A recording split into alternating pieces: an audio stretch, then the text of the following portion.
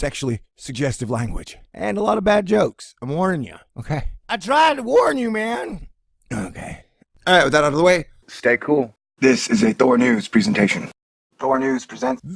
You're right, sir. Slow your rotation, Stellar Fool. Doesn't matter what I believe. Hit the button, baby. Party dance time. Speaking of science... They say you can't judge a book by its cover. But what about planets? All right, it is the weekend. And during the weekend, the screenwriter in me really likes to enjoy the woo-woo subjects. So we are over at theexpress.uk checking out their shock claims. Now watch out. I don't want you to get shocked to death. And this one is right up my alley. There are 397 planets in our solar system, says a top space expert. That is gross. I don't know why you need to put his sexual preference in the title. I thought we were talking about shock science. There are 397 planets in our solar system, a space expert sensationally claimed tonight. Well, expect science test scores to go down, because if kids were having a hard time memorizing 8 freaking planets, I'm pretty sure 397 is going to be really tough.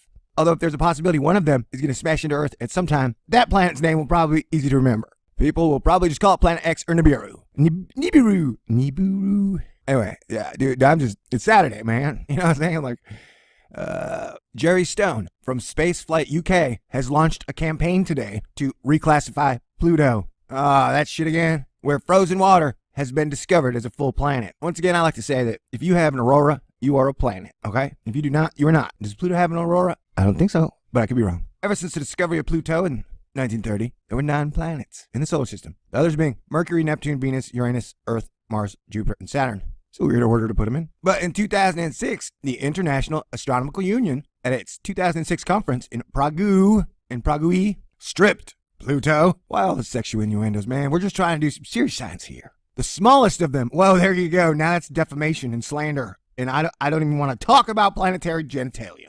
Of the title, creating the dwarf planet status by a slim margin of 206 to 199. Can I get the names and addresses and phone numbers of those 206 people?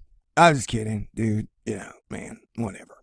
A controversial decision was made because a number of similar-sized objects to Pluto were being discovered, and critics of the decision say official astronomers were struggling to keep on top of them, so tightened up entry requirements into our solar system's planet club. Yeah, I've talked about this a lot. It's a really weird deal. Like, how do you even define clearing your orbit, man? You know what I'm saying? But I'd like to clear her orbit. The only thing I want to do is clear her orbit. All right, now I'm just getting weird. Nobody likes that. But now, Pluto is under the world's spotlight as the NASA New Horizons unmanned space probe beams back even more stunning images of its blue sky, its fascinating surface, and its possibility of microbial life. Is it legal to have sex with microbial life?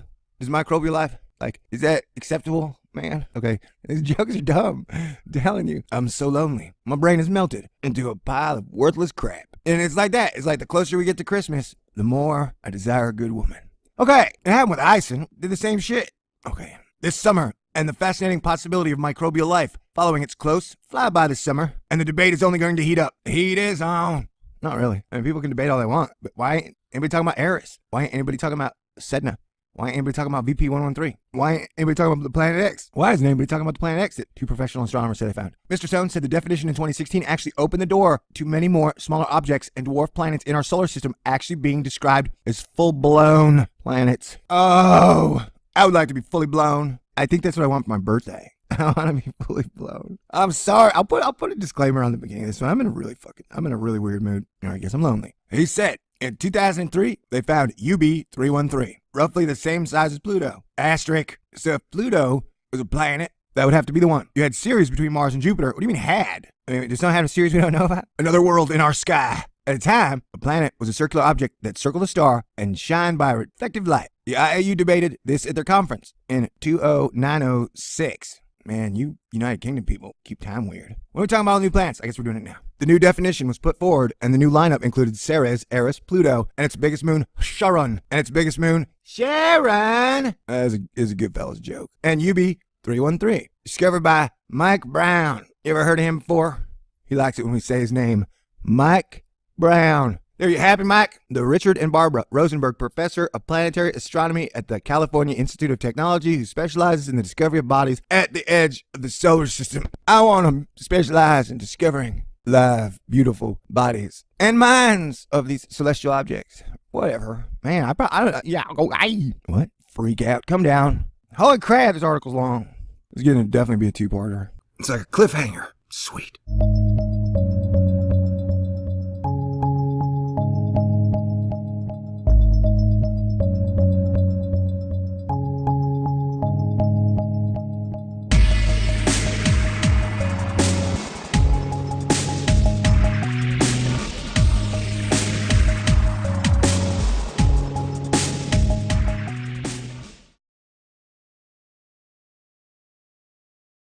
This video, part of a freak out come down, and contains some sexually suggestive language. And a lot of bad jokes. I'm warning you, okay? I tried to warn you, man.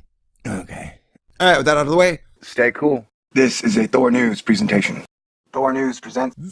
You're right, sir. Slow your rotation, stellar fool. Doesn't matter what I believe. Hit the button, baby. Party dance time. Speaking of science... They say you can't judge a book by its cover. But what about planets? Alright, it is the weekend, and during the weekend, the screenwriter in me really likes to enjoy the woo-woo subjects. So we are over at theexpress.uk, checking out their shock claims. Now watch out, I don't want you to get shocked to death. And this one is right up my alley. There are 300